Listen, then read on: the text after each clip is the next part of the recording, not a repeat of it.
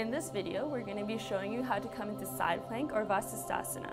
So starting off in table pose, we're going to extend the legs coming into a plank pose. And then we're going to shift our right palm towards the center of the mat. Okay.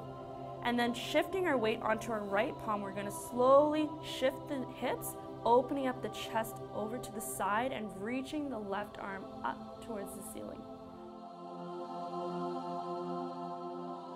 So notice how her legs are not stacked, they don't have to be. Okay? So one variation would be to stack the legs. Good.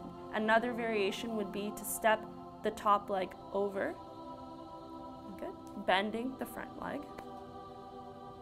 Wonderful. Breathing here, taking your variation for 5 breaths. If you want to challenge yourself, pick up that top leg just like that, holding strong for as long as you can, or 5 breaths. Shifting back into your plank and then bending your knees into table.